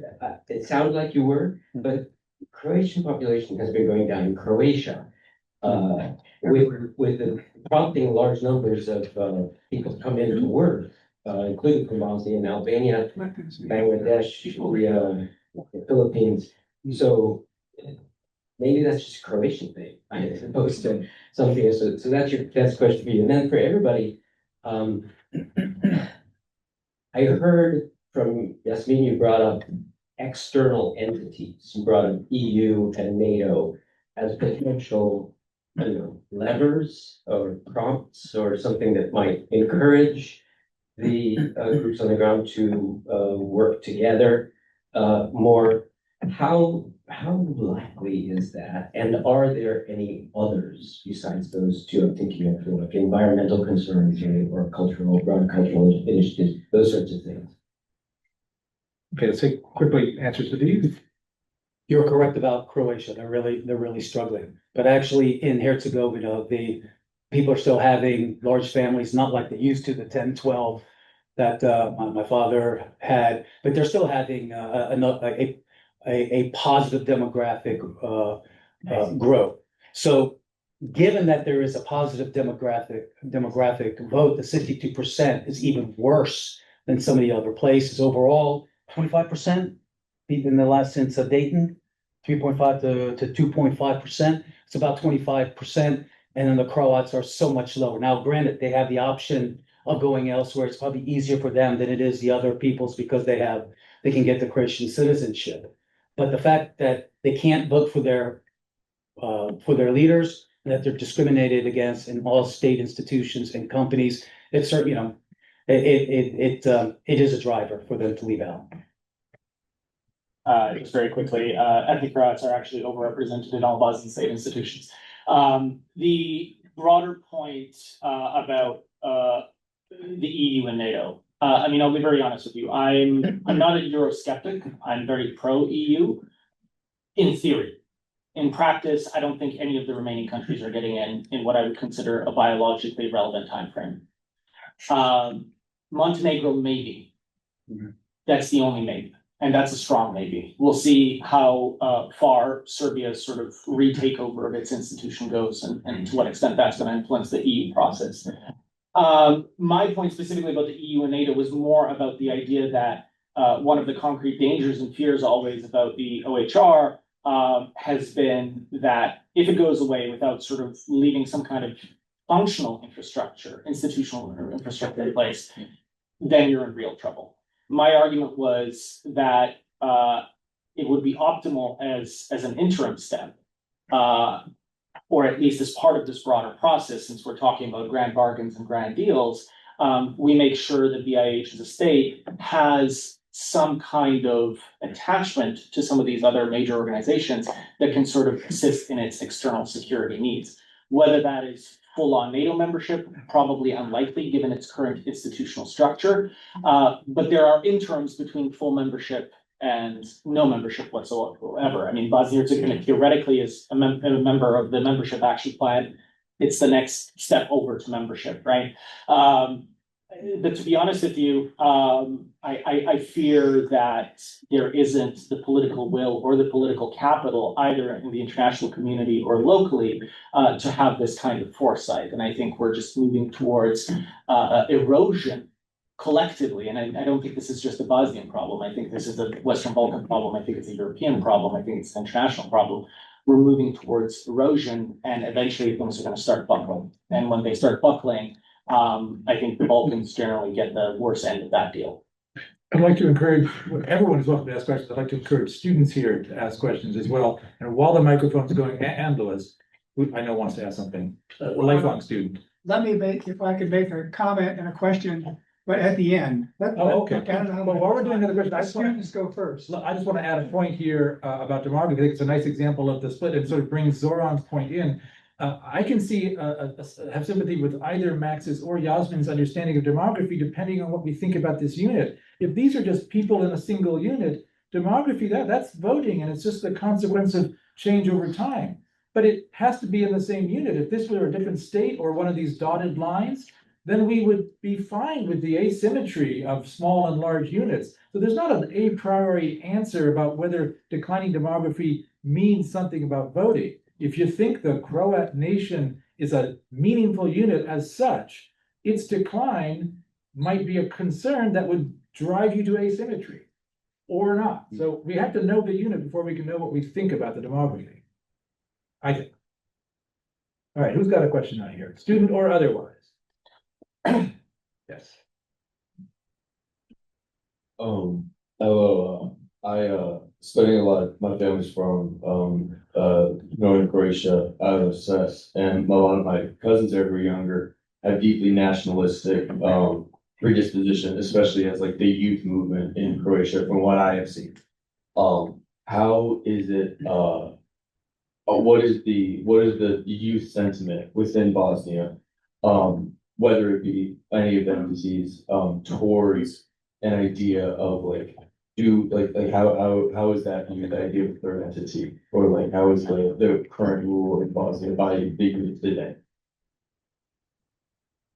I'd like to answer that, because I actually know the answer to it. I did a project during COVID, for, the United Nations, in the Western Balkans, focused on youth opinions. And we did surveys of youth in all of the Western Balkan countries, including in Bosnia. And in Bosnia, we broke out the crosstabs on Croats, Bosniaks and Serbs.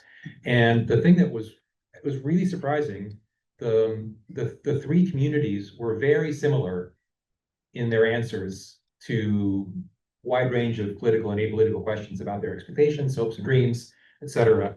And when we asked about, sort of nationalistic questions, are you willing to forgive somebody who harmed your community in the past? Are you willing to have a neighbor or a coworker or a boss, etc. These kinds of standard questions. Bosnian youth of all three communities were the most tolerant in the entire region, the most open to one another. Okay. And the least tolerant were in Kosovo. So between Kosovo Albanians and Kosovo Serbs, both sides want to have nothing to do with each other.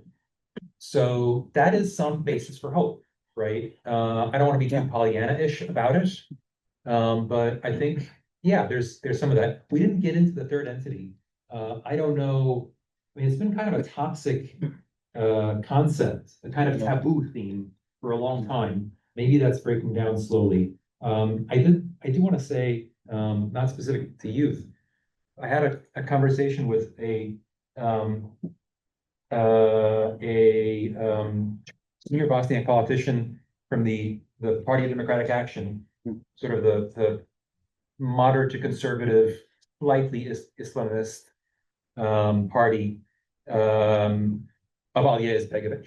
And I asked him, why would you not, what is your objection to a third voting unit, not an entity, but a unit to elect the one of the members of the presidency? And he said, well, that would mean we lost the war. And that really kind of took me back. That was the immediate answer. So I think some of these things are still tied up with feelings, emotions about the war, in ways that are sometimes quite obscure, but deeply felt. Zoran, can I? Just a couple of comments. The first dealing with the role of geopolitical factors, great powers, their influence domestically in the processes of constitutional reform. So when it comes to Bosnia, and I mean, this is my really rough and crude intuition, is that the problem with the EU when it comes to reform is that it's coy and dogmatic, right? They vaguely kind of know what they absolutely hate. They know what they would want to steer Bosnia in which direction, but they don't want to say it. So what they're doing, they engage in these shenanigans. They create a situation where top of the president of the IRS, through the judiciary branch, they're slowly disempowering. But throughout that process, there is no clarity. Do they want to abolish the IRS at the end? Well, do they just want to weaken it? Do they want to create two Serb entities out of one? So this is the issue that I have with the EU. The issue that I have with the United States is, how can I put it? It's geopolitically penny wise and pound foolish. It wants to do, so I don't have so much of a problem with nation building, but with the fact that it used to be done on the cheap or as cheaply as possible. And then in the end, it's never cheap. So in that way, you should look at the role of Croatia in the wars in the former Yugoslavia. Croatia was a subcontractor. So the United States outsourced its preferred solution to Croatia, who did the job pretty well. It earned a nice territorial dividend, but then there are follow-up problems. So why is that important? Well, it's important because if you have a longer, more structured presence of international actors, then what you can do is introduce other factors and variables into the stirring pot, right? Things that we can trade against each other in the process of negotiation. So let me give you an example. So we heard from Jasmin that one of the possible trade-offs, right? You get the third entity, but the jurisdiction of that entity then is lessened or the powers are more constricted. So to a Croatian nationalist, that would immediately be a no-no, or that would decrease the enthusiasm for such negotiations among the Croatians. But what you can introduce as an additional factor, something to offset this, is greater powers to engage in special relations between Croatia and the Croatian entity. So it's not mutually exclusive. Here is another example. We heard that for Bosniaks, what would be completely unacceptable is any kind of whiff of secession on behalf of Croatian and the Serb entity. And that's a completely legitimate fear, because once you do have these entities, territorial units, think of them as Lego pieces of Lego or jigsaw puzzle. You can unplug them easily because they're there. So to offset that, and I'll end with this, you could have a constitutional clause modeled along the lines, in spirit, what was adopted by the Supreme Court of Canada, where secession in principle is recognized as legitimate, where there needs to be negotiation of any secession, but make secession conditional on the unanimous agreement of 3 units, and in that way really offsetting the fears of the Bosniaks, which, by the way, in Article 5 of the Yugoslav Constitution was the way to change the territory of Yugoslavia. But that's a little side note. We see how well that worked out. Yeah. Yeah. But I mean, we are talking about constitutional reform and constitutional norms, so we need to kind of trick ourselves into believing that they will matter, and that this time around we've learned something, actually. Other questions? I think we have. There's one, I see one right over here, and then we'll definitely have time for, Louis will set your vote. I think we have a few minutes out. My name is Sydney Brown, in the REI program here at the Byrnes Institute. So Professor Waters mentioned a court case while you were at brunch that I had kind of forgotten about, and I wanted to bring up here. So I can't remember the particulars of the case. Hopefully, Professor Waters, you can help me out a little bit. Jasmin knows far better than I, but go ahead. Oh, okay. Well, I know that one of the people who brought the case forward to, I think it was the European Court of Human Rights. One of them is Jakob Finzi, who was one of the leaders of the Sarajevo Jewish community. The case, I believe, ended with the ruling that Bosnia should have amended the constitution to include more minority rights and to have more inclusion of minority voices. I was kind of wondering where that falls into the conversation that we're having today, especially bringing up specifically Primorac and Bosnia. Right, so the Sejdić-Finci decision out of 2009, which is the one that you're referencing, was actually only the first of about half a dozen European Court of Human Rights decisions, all related to similar issues. And they all basically boil down to the fact that this really Bosnia's called the constituent peoples, Bosniaks, Serbs, and Croats, have essentially special prerogatives and powers under the Constitution. It's never defined how or why. The term is never defined how or why. We know who they are. We don't know why they're magical special people. So obviously this has been very easy for appellants at the ECHR to dismantle. The reason why there has been no implementation of the Sejdić-Finci agreement or ruling, pardon me, and the Zornić, Pilav, and others, the most recent of which is the sort of still ongoing drama about the so-called Kovačević ruling, which was initially ruled in favor of the appellant, then on appeal was overturned, but on very technical grounds. Basically comes down to, again, this tension within BIH, both constitutionally and within its political system, between those, and you've heard such voices today, who want to preserve and indeed deepen the ethnic component in BIH, which is by definition exclusionary of anyone that does not want to ascribe to that identity. So for instance, my own children are discriminated under Bosnian law because they're not Bosnian, right? They come from a mixed marriage. they could theoretically identify as a Bosniak if they wanted to, but then you get into all kinds of complex moral and ethical issues about lying your identity, blah, blah, blah, blah, blah. The long and short of it is you have folks who don't want to give up the ghost on sort of ethnic politics. And you have folks who are trying to use the legal levers that are available to them, especially given that there is no meaningful constitutional reform taking place, to sort of add pressure on a theoretical future conversation about constitutional reform, because they know quite sensibly that the ethnic nationalist parties will have a strong voice at the table. Croatia and Serbia, unfortunately, will have a strong voice at the table. And so they say, okay, well, at the very least, we can sort of carve out this fourth conceptual block, right? And say, well, what about us? What about all the rest of us who don't either identify with these constituent groups or, very importantly, are minorities in different parts of the country, right? So what if we are Croats in the RS? What if we are Serbs in the Federation? What if we're Bosniaks in Croat-dominated cantons, et cetera, et cetera, et cetera, right?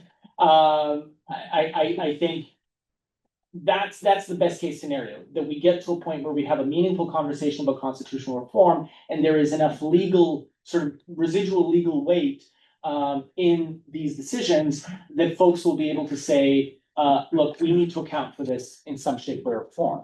Now, there's different modalities. In fact, there's some modalities that would go a long way to realizing perhaps some of the concerns that Max has and others have. The Biden administration rolled out one model during the sort of last quasi round of negotiations about this. There are different modalities.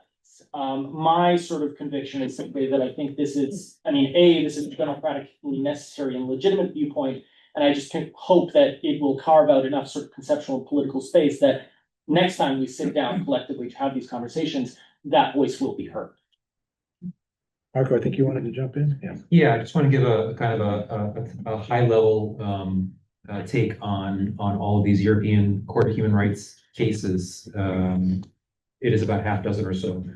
What they all do is they say that the specific constitutional provisions that you have in Bosnia and Herzegovina, which were an attempt to answer a hard problem about your society, are impermissible in various ways.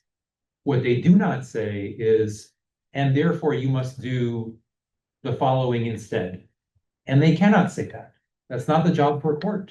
That's the job for political branches. And that's where it always stops. People can't agree as to, okay, you say we can't have it this way, fine, we accept that. We just can't agree on what to do instead.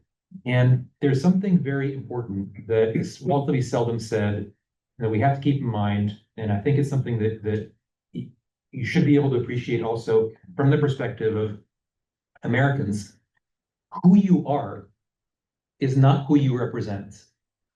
The fact that you are of a certain ethnicity or a certain gender does not mean you represent everyone of that ethnicity or that gender, right? When, women did not flock to John McCain's candidacy when he put Sarah Palin on the list. Women did not flock, Black Americans did not flock to Ben Carson when he ran for president. These are things that are maybe obvious in a society like our own, the United States, but it is simply a fact that if in Bosnia, the fact that you are a Croat does not mean that you represent Croats. The fact that you are Bosniak does not mean you represent Bosniak. The fact that you're Jewish does not mean you represent Jews. You represent in a democracy the people that vote for you, or the people who can vote for you, your constituents. Don't vote for you. Yes.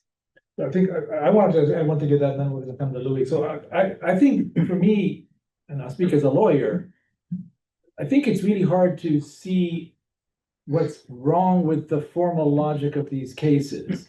But the interesting question is really about why it is so difficult to imagine any implementation of them. And for me, what this tells us, and I guess the good news is this is not a Bosnian only problem. This is part of a really large secular trend that the Bosnian conflict and its resolution in Dayton was part of, which is the post-Cold War move towards an American legalist hegemony. And this is, to my mind, I know it's a European court, but this is, if I could put it partially, this is part of the larger fantasy of the judicialization of politics, to think that we're going to find our way, force our way to a resolution to a deeply political question, as we've seen laid out here today, which happens to violate human rights norms. The technicality, but that somehow that is going to resolve the political impasse, I think is a kind of fantasy. And so the true thing to look at in this case is why they have not been implemented. And that's where we find sort of the hard nut of this problem. But let's come to Louis Sell's comment here. I have, Microphone. one comment. Grab the microphone. One There we go. clarifying comment, I hope, or and then a provocative question, truly provocative. The comment is on constituent peoples. And it's definitely, it's in, all three are constituent peoples. And it's my recollection that they all three wanted it. And man, there weren't very many things that all three wanted. And I think we took it and on that basis. And also, it didn't seem all that bad, right? So what's the harm? And I don't think, and what does it mean, though? And it's pretty clear, none of us totally know what it means. But what they thought it meant was their experience 30 years ago in Yugoslavia. That's what they were coming from. And I think essentially, constituent peoples had their own republic. Now, that's one. And second, I remember asking someone about it, and we had working group meetings, etc. What does it mean? And I'm not sure they shed a whole lot of light on it. But one thing they did say is a constituent people can never be a minority. And even in a country where you are a minority, in demographic terms. And he said, the experience of minorities in the Balkans is not always great. So that's why we want it. That's one reason. And then, it wasn't adopted with a lot of deep legal analysis nor expectations what's going to happen 30 years from later. It just seemed like clear or harmless, let's say, right? And maybe we were wrong. I don't know. My provocative question, it gets back, this is a really interesting discussion, useful, and why I think it's useful, maybe my experience, I'm not a professor, I'm not a lawyer, I'm a diplomat, because we were talking about specific changes. There's a specific change on the table and some specific ways it might go, and may or may not be good, may or may not be right, but it really filled me with a lot of hope. That for years I've said to people, I've had lots of discussions about Dayton, believe me, and you really, it's like a string or a ball of wax, whatever that proverbial thing is. If you start to change Dayton, the whole thing could start coming unglued, and eventually you got war again. And I think now maybe I hear this kind of discussion and some of the principles, some of the facts on the ground, maybe that's not true. And the real question would have been, okay, you could get the Serbs and you could get the Croats to agree on a future. I know you could, and I'm not sure what it would be, but eventually they could agree. The real question would be then, what do you do about the Bosniaks? Where do they live? Where do you draw the line? That's what the war was all about in some fundamentals. And so now we hear, and in a way, sort of knew, of course, that there had been this ethnic homogenization, thanks to Dayton maybe, and thanks to other things too. Not necessarily good, but it's a reality. So if we could conceivably think of a Bosnia with three separate entities, could we think about Bosnia with three separate independent states? Or maybe a Bosnia in which two states to be, join another one, and you have another state, which is the Bosnians, and it's a small state, but there are smaller out there in the Balkans. And I'm not saying that's necessarily a good thing. And I'm pretty sure the Bosnians would oppose it, and pretty strongly.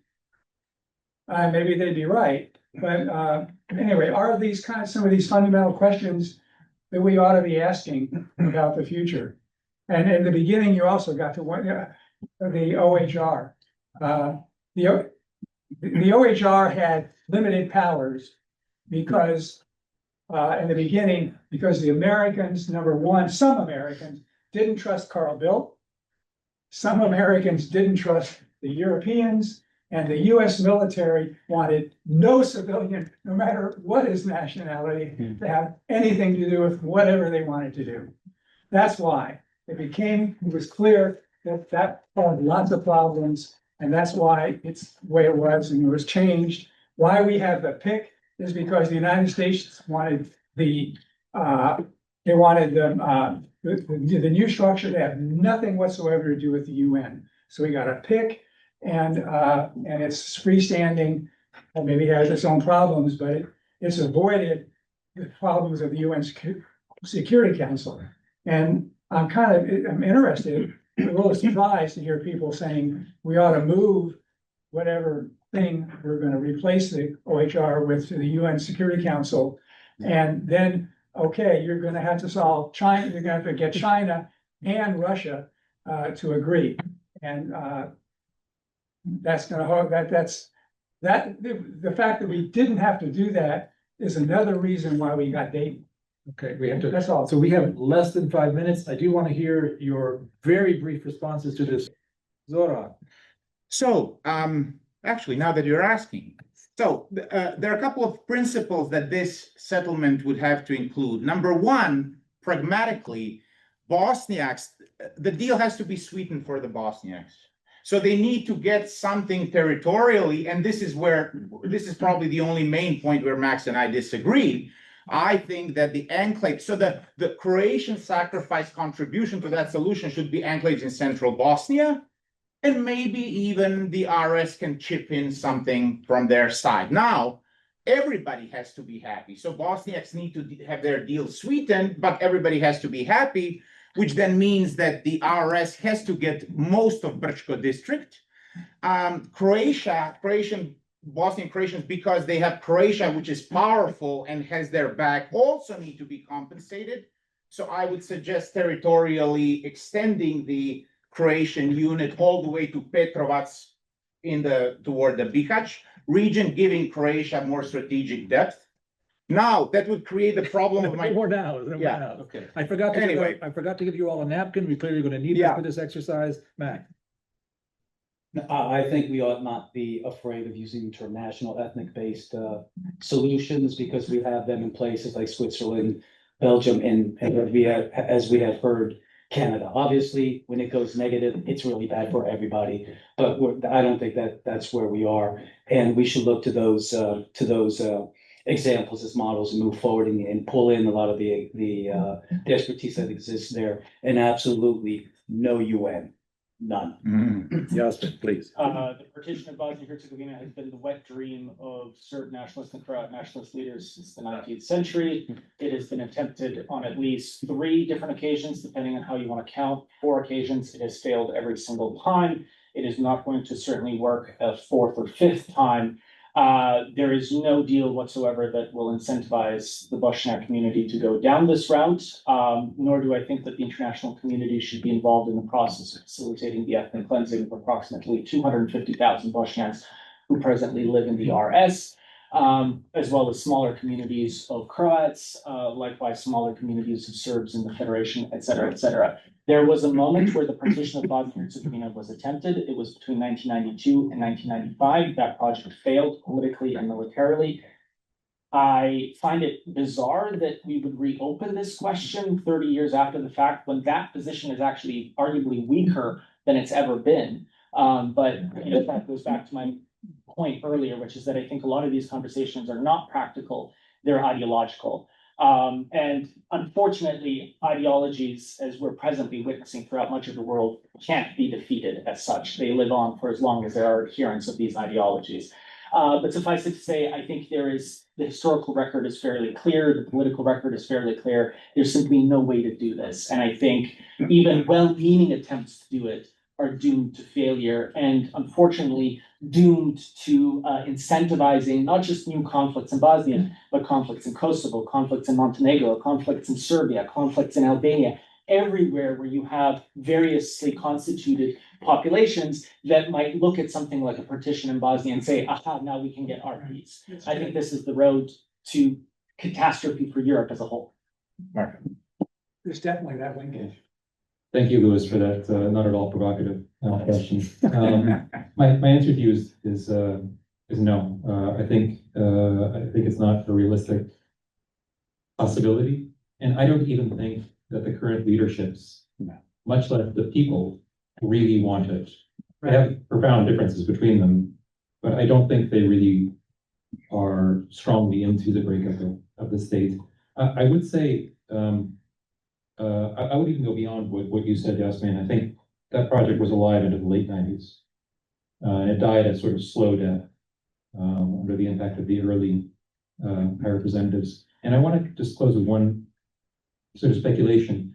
I think maybe there's a link between what Zoran said about the Yugoslav experience and the Serbs within it, and the Bosnian experience and the Bosniaks within it. And that both of these are states that grew up on the ruins of war in which the largest community was the victim of a genocide. And there was a strong feeling, and there is a strong feeling now, I think in Bosnia, that what Bosniaks need in Bosnia is a state that can protect them from that happening again. Maybe this is just something that happens when that particular kind of, historical atrocity descends on a particular place. There's something a bit Israeli about it. Israelis, yeah. We need to be strong.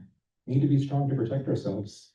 And it will be difficult to see how, a joint state can fully satisfy that, but maybe there are ways in which, some sort of, well-negotiated, compact can meet that feeling of. So you're now speaking about the three entities, is that right?